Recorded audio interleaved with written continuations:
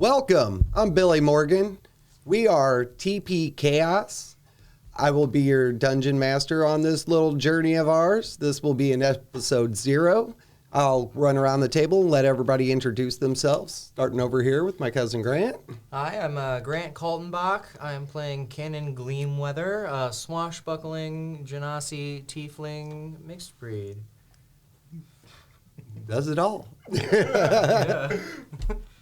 Why? Why a tiefling? That's my first question. My dad was a pirate. There you go, then. I'm think- surprised it wasn't a bard, then. He was a pirate getting banged by demons. What do you do? Heck yeah. Name's Matt. I'm doing Volst, which is a fallen knight who got dishonored and now is looking to make money for his family. And yeah, I'm just a regular human. I don't know what these people are doing, but holy shit. I am Arcano, or my name is Will. I'm playing as Arcano, the mage half-elf, rich a-hole, pretty much. I went to a wizard college and is trying to get back home for a holiday.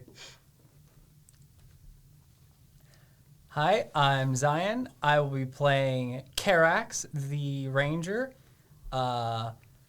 Specializes in adventuring, journeying, and trying to understand the land and protect people. Basically, his whole goal. Now, I have to ask, because you know someone's going to ask, why a ranger when it's considered like the worst class of all of them you can choose? Well, Class! You gotta have flavor, man. to put it simply, I recently watched a video which made rangers very interesting. They actually are very interesting when you look into their history. And so I wanted to portray that. So But does Rangers are a interesting good equal good? class. I can make it good. There we go. So if anybody is watching this, Matt here is our local power gamer. He, you can guarantee he's going to max it out every time. Take pride in that. Zion here, he doesn't care if he dies in episode 1. He wants to make a flavorful character. Yep. Yep. That is basically me. So these two are opposite ends. So that's why at the very end, I'm going to be the one alive and everybody else is going to be dead. Besides maybe not this guy, but we'll see. I guess me and him are just somewhere in the middle. Yeah, I'd say I'm just a regular dude. I call BS already. Just a regular dude with, water genasi blood and demon blood and, I'm the edgelord. I'm the edgy guy. What do you mean I'm gonna die? I have the spell shield. And 6 HP. Shield and 6 HP. You only Shut up. have shield as many. You can only cast shield as many times as you have spell slots. Which- Well, the game. yeah, but like I'll just prepare. Everything is just shield Until the end. all day. all day. Like screw all my other spells. Just shield. All and I'll that- just use my cantrips. All that I does have is good cantrips. all that does is bring your hip or your AC up to what Matt's is naturally. Yes, it does. That's 18, baby. Like I said, power gamer. Oh, Start with yeah, level It's not 1, power 18. gaming. It's just making everything work functionally. You have good and you have bad. Okay. Take it away, Billy. all I gotta do is just use shield and then just frostbite everybody and like, all right, this is up to you guys now. Until you take a hit.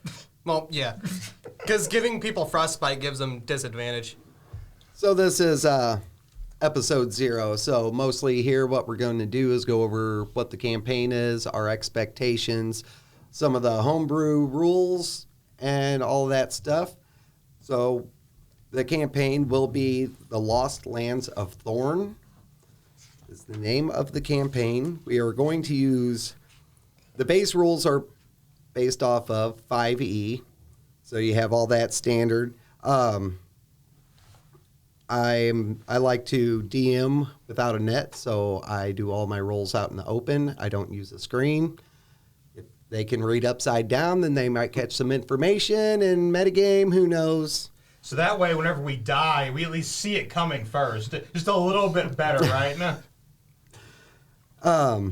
Standard initiative rolls. A lot of groups have trouble with that. We have never really had too much trouble with our initiative, so I'm just keeping that straight.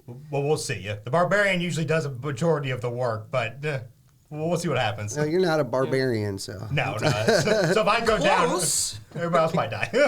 I do have something here. Bear with me for a second. Oh, yeah. Oh. Yeah, that's good content. Make sure you get that It's jingling good noise right to the content. mic. Thank you. All that setup I did just, worthless. What are you doing? Just fondling stuff. Gross. So, where did my last one go?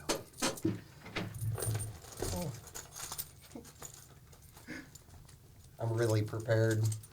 I can tell. You like it? Too much crap in my pocket. I got all my stuff just laid out. Yeah, it's like nice and neat, right? And he's over here just like know, right? yanking his All pocket. right, all right. Where's my coins? This So- is what the people pay for. First home rule, variant home rule, is variant inspiration. Everybody starts out with the token. Token. Voila. So, what that is that's an inspiration point. That's not your inspiration point. The players actually get to hand out the inspiration points to the other players based off of their role playing. They feel like they're really into their character or they do something inspirational, one player can give another their inspiration point once per game. So just to make sure, so you're saying that only one person can get an inspiration once per game. Each person can give somebody else an inspiration point once per game. So technically, one person can get 4 Yeah. inspiration per game. No, three. Three, yeah. 3 would be the max for one person. But what if I think I'm doing really good? Yeah, to myself, like no one else is important as I Then you am. look across the board to Zion, you give a little wink, and you trade. Yeah, it's like I especially give this coin to him, and then he gives it back to me, and boom, I got 2 already. Right? So that's our first variant rule. The second one is something I came up with. When we're in battle, we have something called marking. So if you're in melee combat with somebody directly in front of you, and you have them marked as your combatant, as your target, then when a player attacks a creature that you have marked, or sorry, I'm screwing it up. All right, marking. When a player attacks a creature, they can use a free action to mark it. So it doesn't cost anything to mark it. You just declare that this is my marked target. This gives that player advantage on an opportunity attack if that creature should try to flee. So it's basically you lock it into combat. It also gives the other parties the ability to use the flank action. So they can have advantage on a target that somebody else has marked. The player themselves don't get that advantage because they're in melee combat with that creature. And let's see, that brings up the attack of opportunity. And this campaign is going to be naturally at a disadvantage unless they are marked. You get advantage if they're marked. If they are not marked, it is disadvantage. So I really hate that attack of opportunity. Every time somebody leaves, walks away from behind you, all of a sudden you're, turn around and cut them real quick and get back into the fray of things. Yeah. No. Yeah, you're just like, hey, you're not important for a second. Turn around and just stab the dude. All right, now you're important again. And also the marking thing, they have to be within 5 feet. If they do move out of that range, it's gone. You have to be actively in combat specifically. They have to be in 5 feet or within melee range. Because there reach are weapons. different, there's like... Yeah, I'd say if you do have like a long, like a halberd or a spear that you can reach that 10 feet, then that would count. Okay. As long as you're in melee combat with that target.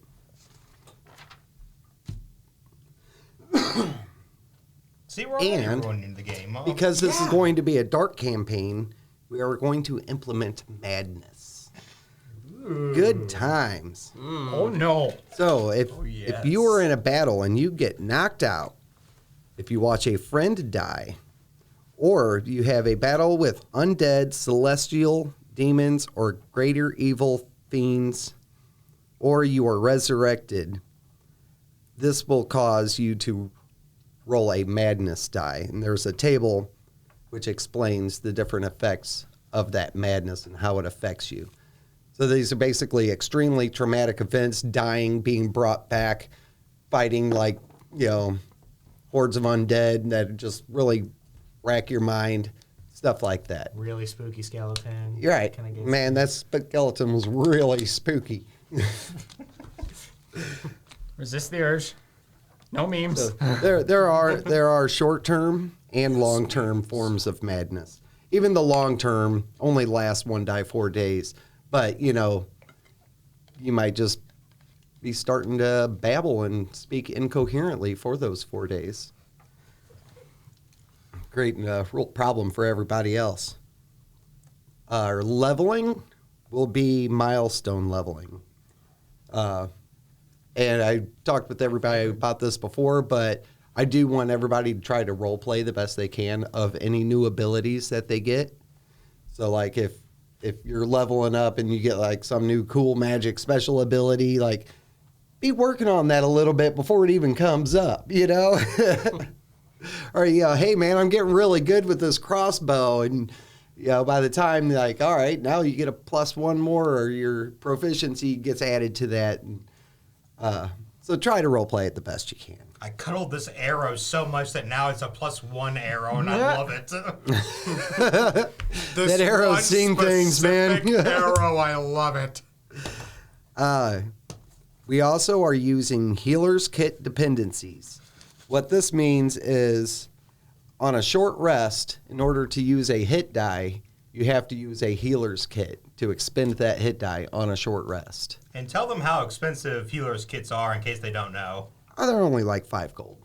Yeah, it's just 5 gold. Every time you want to use a hit die, it's just 5 gold. It's all just 5 gold.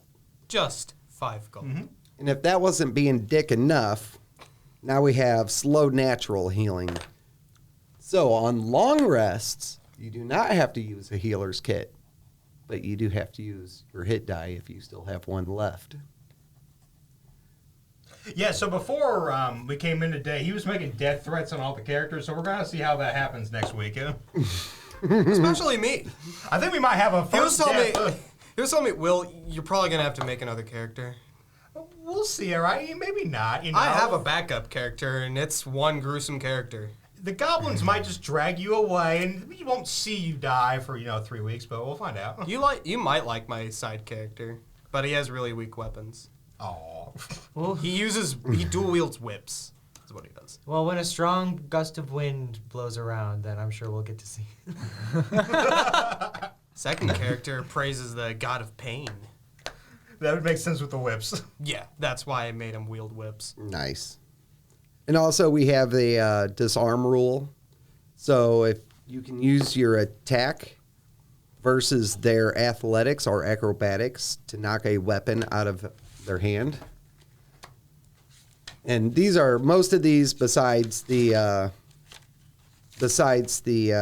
marking are in the Dungeon Master's handbook. It's just something you Your don't Dungeon see Master Guide. too often, because most Yeah. people don't even pay attention to Yeah, it. most people don't even read that book. I barely did. Let's see here. Yeah, so we had the disarm, and now we have injuries. So the injuries take place on a critical hit. In that case, you would roll a 1 die 20 and see what the results are. They can result from a nasty scar to a debilitating gangrene infection, swelling up and causing your max hit points to start dwindling down until you die. So I'm going to call it now. 2 nat 1s, someone loses an arm. That is what I'm calling right now. To see if it happens at some point. I think it's going to happen to this guy. That's going to happen to him. So that's about it for my regular, or just for any variant rules and stuff that we had. And everybody else is pretty familiar with all the 5e rules. Let's see if there's anything else. We do start the campaign out in Elderwood. Currently, we have Volst of Elderwood. He is working as in the Royal Guard and currently going through some issues where he has trying to protect a member of the royal family, but had failed and the princess took a little stab. She's going to be all right, but that's completely unacceptable for a member of the royal guard to allow that to happen in the first place. There were multiple people there. I dealt with all of them, but one person gets by and just shanks her, and that's my fault? Nah, All I it can't takes help is you. one rogue. Hey, that's your fault. What the hell, man? What the hell? Well, you know what? No, she ain't dead, which is why I'm still alive, but I kind of wish she was. Well, we will see how that plays out. And also within the town, we have Arcano over here. He is currently studying at the college, and it's nothing special, the College of Elderwood. Woo, deep, bro. He's a little rich kid, high elf, got money, got natural talent. He's just the Chad of the group. Heck yeah. Hey, bro. Chad with no muscles. One strength. You got magic muscles, all right? You just got to flex some more. Well, I don't think I do. By flex, I mean shield every other move. Well, yeah. And that's my about it. boss- You want me to start in on the storyline for session 0 to set it up for the first one? So, I mean, probably just leave that for the first episode then. Because really, session 0 was just supposed to be introduce everyone, what we're doing, lay down the rules. How much gold are we starting with? Like, how much is, like, individual wealth do we all have? Yeah, I was also going to ask that question. Since my guy's like, you know, kind of is like the rich kid, like how much would I have? I would like what you are a sage, right? Yeah. So whatever the player's book handbook says for the sage, Okay. which wouldn't Or be I don't think a whole lot. I think that would depend on the class actually.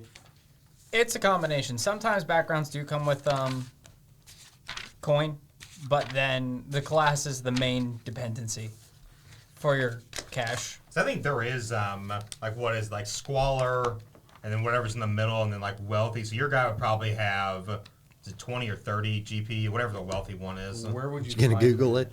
it? Yeah, for real. Oh, in the book, I have no I didn't idea. see Probably it. towards the beginning somewhere.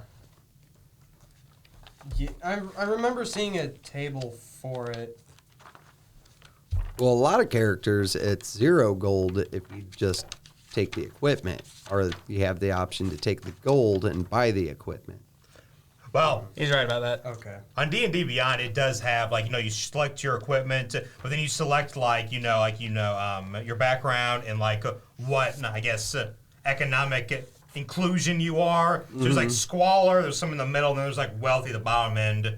So, yeah, I'm poor. Then there's like wretched. And then, yeah, I mean, like, so it's like 0 gold, 2, 5, 10, and then like 40. I'm guessing my guy doesn't have much gold on him because he already has like a lot of stuff on him. Like I guess he was expecting to like get more money once he got to his home. Once he like arrived. place. Yeah, like A lot of your expenses are taken care of through your parents. Yeah. They're heavy contributors to the college, so they treat you really well. You really don't have a need for money because you could just go and ask for stuff. They will gladly hand it over. What do you want to say then? Just give him like 20 gold then? Yeah, I mean, that'd be reasonable. Gambler starts with 15. Now, does the gambler start with 15 and immediately lose all of that, or how does that work? I was gonna say, do you want me to flip a coin and You know what? Right now, boom. I It's got either 5 like- gold on me. Let's see if I can make that 10. it's either 15 or 2. Go for it, man. See what it is. All right. What does it call it? Heads will be 15. Tails will be 2 gold. Please, Tails. Or does someone else want to call? No, hang heads. Oh. I wanted someone to be more poor than me, all right? Now, come on. Yeah, you just got your ranking and everything. Well, Oh, yeah, I mean, I I can't go into that kick yet down because there. you're How still much you got? you're still in How trial. much you got? Like 5? Oh wow. Yeah, so like when we were talking about backstory, it's I have no real profession anymore because I've been exiled. I have to scrape together just to provide for the family. And even though I've gotten like this nice posh job, like escorting this wealthy aristocrat, most of it went back home to the family, and I kept enough basically for me to eat. So that's like it. Ooh. So basically it's gonna be, I'm not gonna eat because I need to buy a exactly 5 gold healer's kit. So Yeah. Yeah, that'll eat up a lot. But So- who needs food? Also, to anybody watching, I know a lot of times on session 0, people will roll up their characters. I did give everybody an opportunity to make their characters at home. We did use the point buy system. Most of the time, we just use D&D Beyond, slap a character together, and then transfer it to paper. It's so much easier. All right, was there anything else? Anybody have questions or need to go over anything? Is there anything different with diseases? Is that still cured with like a healer's kit or like magic? So like say, you know, you roll 1, you get hit real bad, you get like a nasty infection or something. Is that cured with a healer's kit or is that healed with only magic? Yes, only magic. Okay. If you do use a healer's kit on like a short rest or a long rest, you just naturally do the healing. Yeah, the disease can fester. There is a rule in there where what it is like with a festering wound, you get 1 less hit point per day until you hit 0 and you're dead. You can prevent that loss of that hit point by rolling a medicine check at night and changing the bandages, stuff like that. Upon getting 5 successful heals, then you are no longer sick and you can recover like normal. But, you know, so you can fight it, and the fight can go on for quite a while too. But thankfully, you'll probably end up having some kind of healing. But you're just a lonely fighter right now. No meta gaming here at all. But yeah, I mean, like, if anybody does know lay on hands, it's actually, or 5 HP to cure a disease, so, Yeah, there you go. yeah. We'll see. I have no healing spells. We'll see. It depends on how happy I am with you people, right? I might just let you all die. I don't know. You're probably gonna let me die. I know you're gonna hate me. I mean, if you're We'll see. you're a good ethical mean we'll creature, see? is I it don't- ethical I to don't- heal an evil character? And now that is one thing, right? Like, not metagame or anything, but in our last campaign, the barbarian was like, you know, I don't like the way you're looking at me. I'm going to cut your head off. But now I'm going to try to not be a murder hobo. We're gonna see how Completely that out of works. character. Yeah. I know I'm probably not gonna be a murder hobo. But I am going to be an a-hole. Well, as is your right, as a freaking elf, which might leave you getting stabbed in the night. I don't know. Yeah. All right, so we got that. Was there any other questions? This picks up on gold piece. I thought he was rich. I think that was it. Anything with the marking? Well, because Attack of marking is basically opportunity. just like, you know, I mark someone else comes up, they have advantage attacking that target, right? Yes. So how does that work with, like, say, a rogue? So the rogue's going to come up, get within 5 feet to use his sneak attack, so he's going to have advantage and then the extra damage, right? Because he's already attacking a marked target. Yeah, I mean, he would automatically get The damage, but not the the sneak advantage. attack. Yeah, he would get the sneak attack damage. But off not of the that. advantage. But if you were attacking a marked target, you would also get advantage plus. Yeah, he would get the any attack with advantage for a rogue would have the benefit of sneak attack. Good. I expect you to kill everything in one shot. Let's get it. So it really works well with you two doing that. It does. Yeah. Again, you say you hate power gamers, right? But the only reason this campaign is going to last very long is because we're here. So, I do have to warn you guys, it is a dark and brooding campaign, so you guys have to use your heads. I cannot save you. I roll out in the open. If it rolls that you die, I am sorry that you've invested your time. You could be mad at me, walk away, but then come back in 20 minutes after you've calmed down and roll up a new guy. But it might happen. hey, there's a goblin camp over there. Let's just run right in. Dude, don't even worry about it. Just rush right into the center of it and fireball. Yeah, I'm like gonna our be the guy with the fireball. like our last kill yourself. campaign, they just constantly dive head in first at any aggressive Actually, my wizard situation. is an evocation wizard, so that's his kind of stuff. That's level 5. These, what specific advantage 4 or 5. does it give Well, to someone if what they give it to level is? Oh, it's there should be 3. someone? Oh, it is DC3. an inspiration Level right 3 here, so spell. that's your daily Yeah, I inspiration. get that at level 5. If you were given that, Oh, so you get that. you Level. It's a get to level 3 spell. re-roll any die of your Good. choosing So yeah, I better see a lot of fireball. one time. It's kind of like a luck point. Definitely Okay, gonna have yeah. fireball.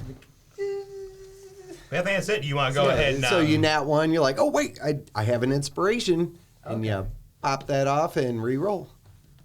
So you want to go ahead and wrap it up for session 0? All right, guys, that was session 0. If you have any comments or any suggestions, leave them down in the comments. Give us a like, subscribe, tell us about your friends. We're just a group of buddies trying to play D&D for fun. If we can get it to the point where we make a buck off of it, that would we can dump the money back in here and make it better for everybody. So, Heck yeah. thanks a lot. We'll see you at session 1.